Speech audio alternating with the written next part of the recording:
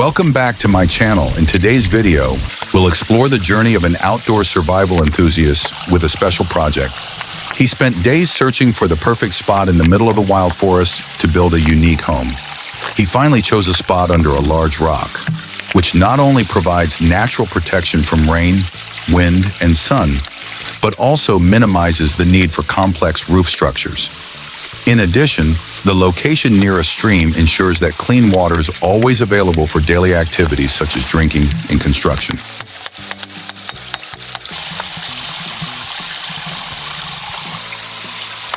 In this project, slate was the main material used. These stones were collected directly from nearby streams, taking advantage of available resources while minimizing the impact on the surrounding environment. At the same time, this also significantly saved on the cost and effort of transporting stones to the construction site. He carefully selected each stone of the appropriate size, removing any distorted or broken pieces because they could reduce the stability of the ground. The debris was cleared to expose the solid foundation underneath, preventing the foundation from shifting over time. The first layer of stones was meticulously and firmly placed directly on the ground. Then each subsequent layer of stones was stacked on top, creating a solid and stable foundation structure.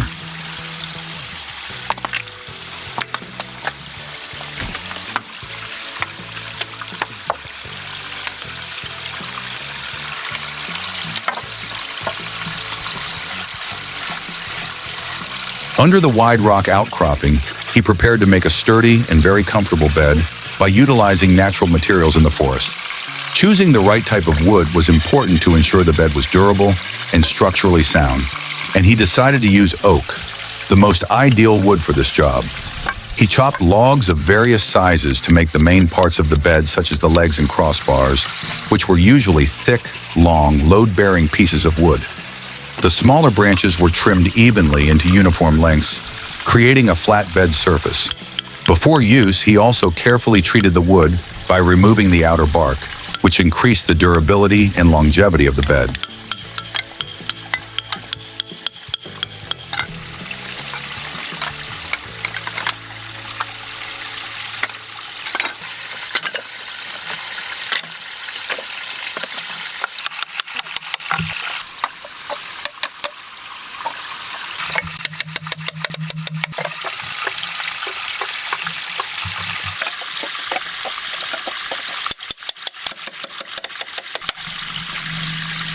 He began building the frame by installing the vertical wooden posts, a crucial step to ensure the stability of the entire structure. First, he used a shovel and pickaxe to dig holes about 50 to 70 centimeters deep, depending on the soil type and the size of the wooden posts, to ensure that the posts could stand firmly without tilting or wobbling.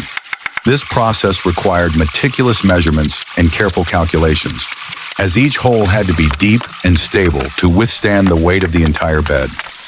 Anchoring the wooden posts firmly from the foundation was the key factor in determining the durability and long-term stability of the entire structure.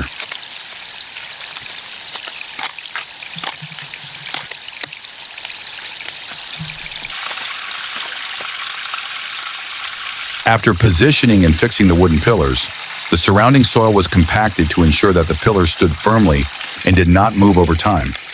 Next, he began to build the stove, the essential place to keep the living area warm. The main material for the stove was flat-surface slate stones, carefully layered because of their high heat resistance, very suitable for contact with fire. The largest stones were carefully selected to create a solid foundation, creating a stable surface for the stove. The layers of stones were skillfully stacked on top of each other, forming the walls surrounding the stove. To connect the stones and seal the gaps, he used a mixture of mud and soil, which is easy to find and has good adhesion, making the stove sturdy and effective in retaining heat.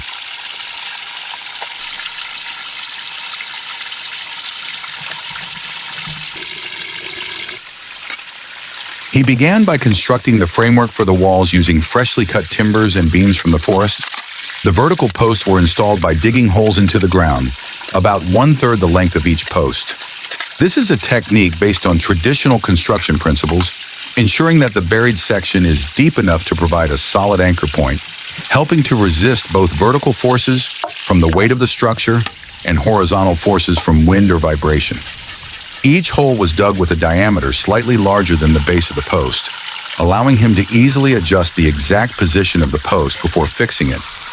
After placing the post in place and checking its straightness with a plumb line or spirit level, he began backfilling the base with soil and adding small stones. This process compacted the foundation, increased stability, and prevented the post from shifting in harsh weather conditions.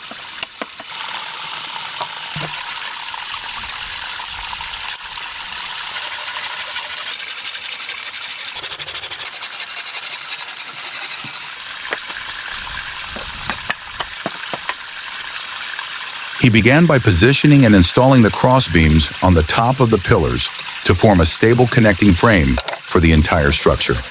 Each crossbeam was carefully placed on the natural supports of the piles, ensuring solid contact and even distribution of weight. He used an axe and chisel to create the joints by hand using the floating joint method, a traditional technique for joining wood without the use of nails or screws. This technique requires high precision, as the joints must fit perfectly, taking advantage of the natural tension of the wood to hold the parts together. As a result, the frame is not only strong, but also flexible and durable over time. The process of building the frame is done in sections, step by step, in a sequential manner. Before attaching any part, he carefully checks and aligns to ensure that every detail is in the right place. Before continuing with the finishing steps, he arranged a layer of stone underneath to create a solid foundation for the entire project. Flat, large, and heavy stones were carefully selected and arranged close together to form a stable surface. This layer of stone acts as a natural cushion, helping to evenly distribute gravity, prevent moisture from seeping up from the ground, and limit subsidence over time.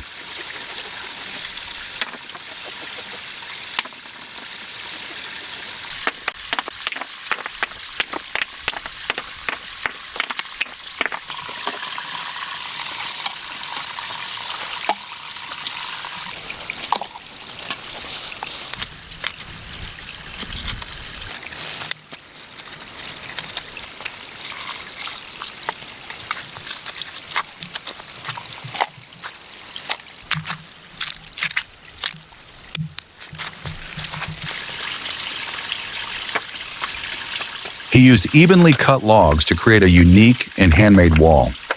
Each log was arranged at an even distance, then stacked on top of each other in rows, creating a structure that is both sturdy and naturally aesthetic. Between the logs, he used mud as an adhesive, a traditional method that is both environmentally friendly and helps hold the wooden blocks together. The mud layer not only fills the gaps, but also increases insulation and wind resistance, making the wall more durable in harsh climate conditions. Thanks to the meticulous arrangement and combination of materials, the wall not only has a protective function, but also has a rustic look, in harmony with the surrounding forest and mountain landscape.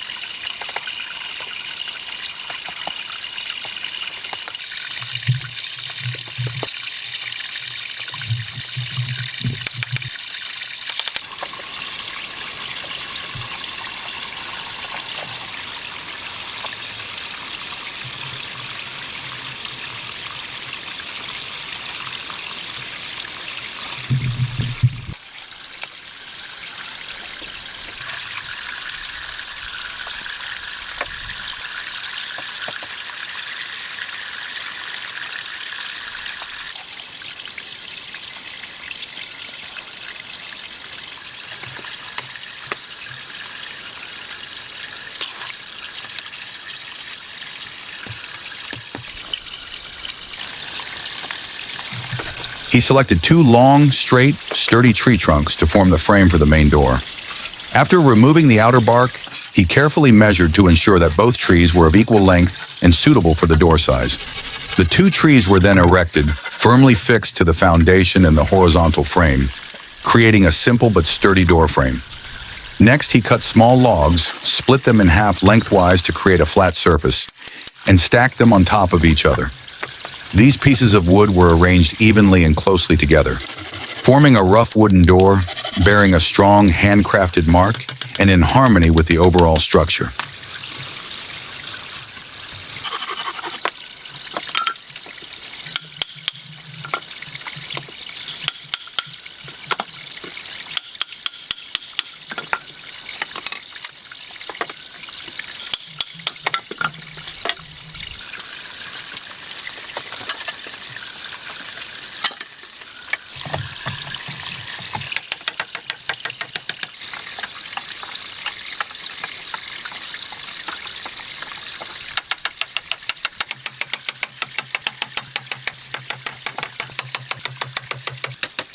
To take advantage of natural light while still maintaining the warmth inside, he chose to use transparent mica panels instead of glass. Mica is not only light, easy to cut and assemble, but also highly durable, resistant to harsh outdoor weather, an ideal choice for survival conditions in the deep forest. He cut mica into panels that fit the pre-shaped wooden window frames. These panels are then fixed with wooden pegs, helping to hold the edges tight and prevent cold wind from entering.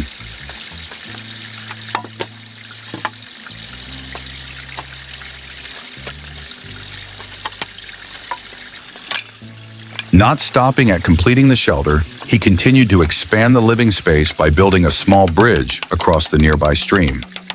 This is not only a convenient element, helping to move easily between the two banks, but also increases the harmonious connection between the house and the surrounding nature.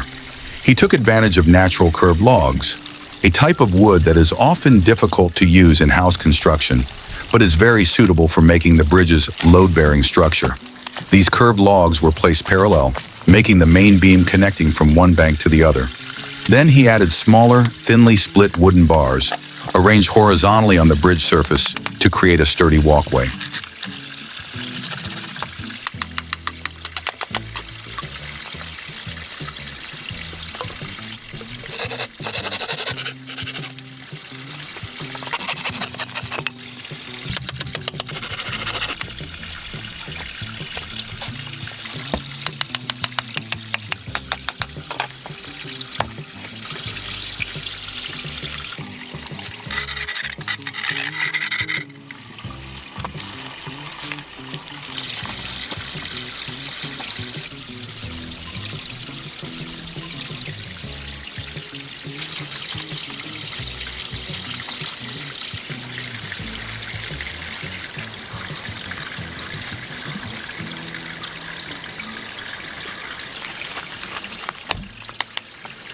After many days of hard work in the deep forest, every detail of his project finally took shape. From the sturdy house frame, the rustic log wall, the warm stove, to the handcrafted wooden door and the transparent window frame that welcomes natural light, all were created by hands and relentless perseverance. The small bridge across the stream is like the final touch, completing the picture of a simple but fulfilling life in the middle of nature. Everything does not need modern machinery, only thanks to intelligence, experience, and respect for the mountains and forests. When the afternoon light falls, the small house hidden under a large rock suddenly becomes unusually cozy. The flickering firelight reflects on the wooden walls. The sound of the stream echoes outside, and a sense of peace spreads throughout the space. Not only a shelter, this project is also a testament to the ability to survive, creativity, and the strong bond between humans and wild nature.